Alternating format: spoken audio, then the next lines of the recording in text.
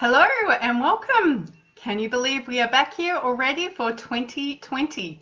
Actually, if I'm brutally honest, I'm here a week earlier than I expected.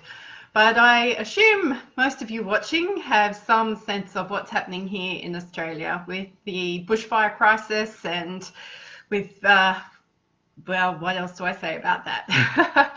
It has been an incredibly intense month, the last few weeks especially, and I am back in the office a week earlier than I expected because I have a team member who's been directly affected by the fires, and I thought it was a smart, sensible and caring thing to do to give her an extra week's leave to try and manage what's going on in her world and to deal with just the constant state of anxiety we are finding ourselves in at the moment. So as you can see, I am fine, I am well, I am in my home office. We have had a few trips away with bags packed and cars packed, and then we've come back and then we've gone away. This is not my first fire crisis. I've lived through one of these back in 18 years ago, actually. So I felt better this time knowing I needed a plan, and we had a good plan. Now, plan was pretty much to leave as soon as we didn't feel safe. So that's been an interesting way to celebrate the end of the year. And our news feeds and our telephones and our televisions and everything it's just a bit relentless at the moment. So if you need to get in touch with me in an alternative way for something and it takes me longer than you expect for me to return your call, please understand I am handling my entire business on my own at the moment. I don't have any other support, and I want to care for people the best way I can. So here we are with This is Private Practice, and I thought that this was a great opportunity for me to talk to you about why goal setting doesn't always work.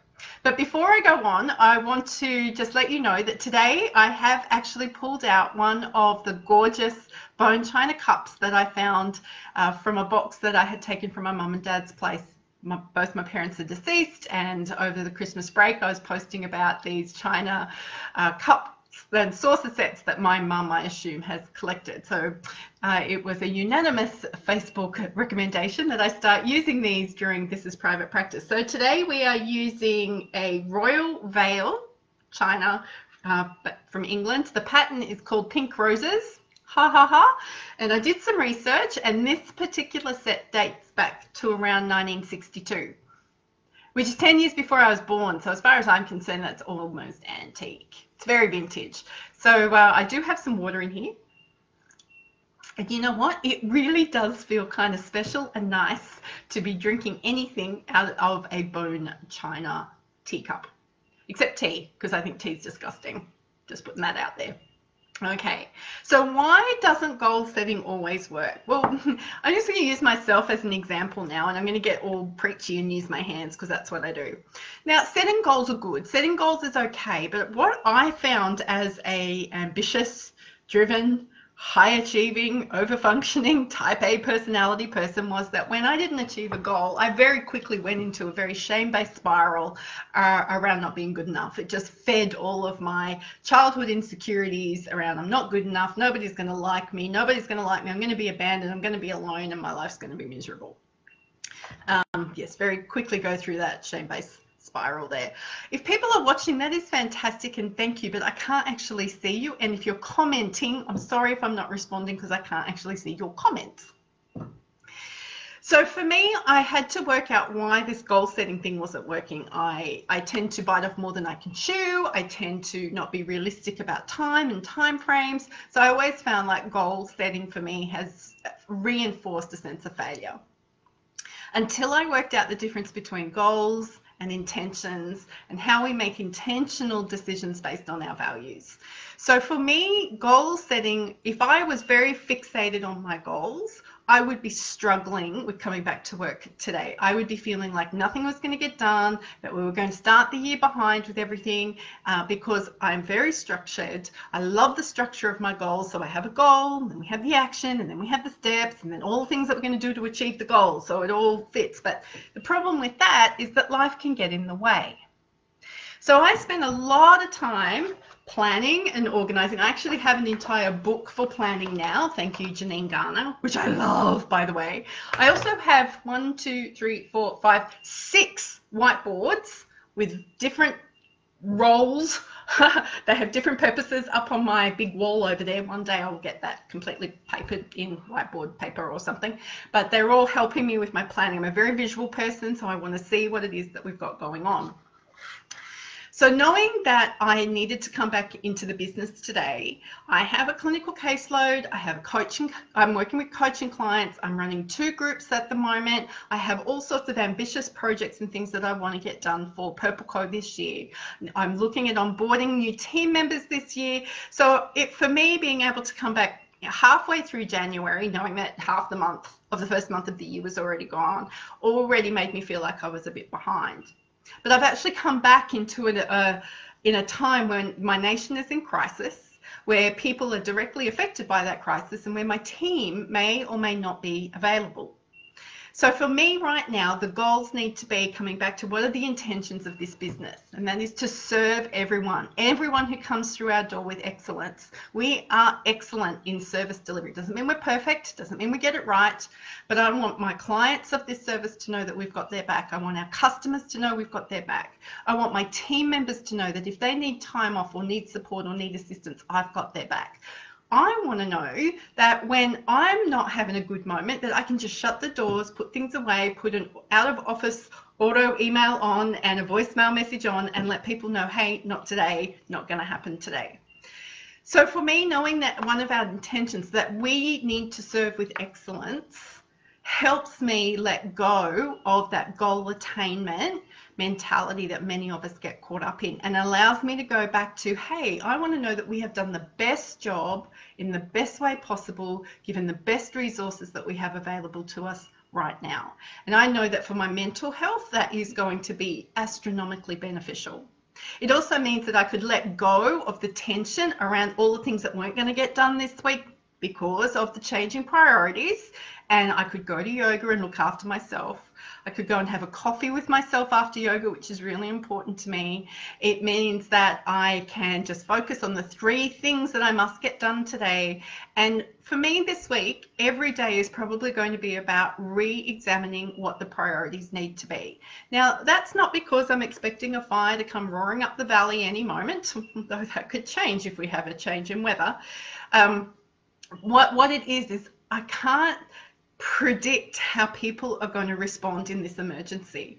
I can already share with you that people are emotional, that there's very much an all or nothing attitude around at the moment. So people are all quiet or all noisy. We're all into blame or we're all into sharing. We're all consumed by this or we're completely avoidant by it. So we know that that's not a healthy pattern of behavior, and it's not a smart emotional response on an ongoing basis.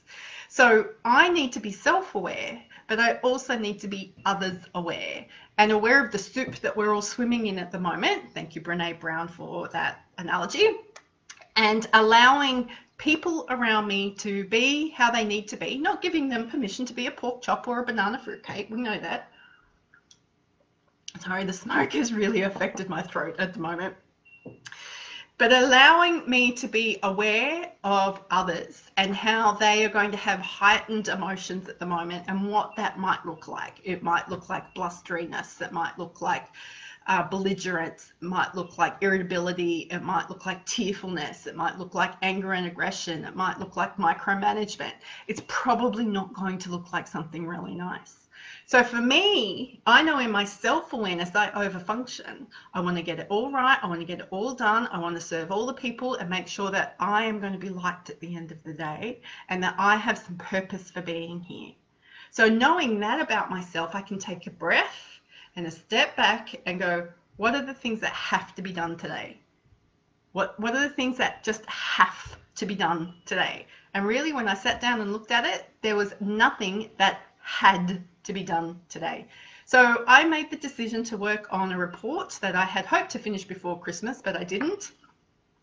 I have chosen to work on some technology issues that I have created for myself because Joe loves technology. Actually, I do love technology. I just When they say it's intuitive, that's not made for me. I'm just not an intuitive person when it comes to technology at all. And it also means that I can work a little bit more part-time this week. So I'll have a slower start tomorrow, and I've got a yoga session already planned for tomorrow. I'm probably not going to work 8-hour days. I have done a little bit more cleaning around here in the office today. That seems to be the thing that I do when I get overwhelmed. So that's how I'm going to take care of myself this week. But it's an interesting question on how to be kind when you're going through something like this. How do we be kind to ourselves? So I think I've actually set up a really nice environment for myself to be kind this week. I've gone to my Accelerate Your Practice community this morning. These are my mastermind people, and just let them know exactly what's going on. I've been vulnerable. I've been raw with them. I've let them know that, it's possibly going to be a bit stressful. And this week I may need them a little bit more than they need me. And they're okay with that. I'm learning how to ask for help, but I'm also learning how to reflect on what the right thing is for right now. And I think that's going to serve me incredibly well as this week eventuates. Really awesome news. We had a really big check paid to us over the weekend. Thank you. And we've had a referral for our brand new program that we've been running as a pilot for the last 6 months. Yay! So my business can run even if we're not here. My business can run even if we're in the middle of a crisis. That's the sign of a good, healthy business, I think. All right, I am going to go give my voice a rest. Linda Mottram, just letting you know that I did use a bone china cup today. I was thinking that I might see you here. I'm glad that you are safe and that your family is all okay. If you are a rehabilitation professional in Australia and you're watching this, if you or your team or your clients are experiencing crisis and you've been directly affected by the bushfires here in Australia and you want some clinical support or you need some people to step in and help manage cases, could you please let me know? You can contact me. You'll find me on the web. It's not hard.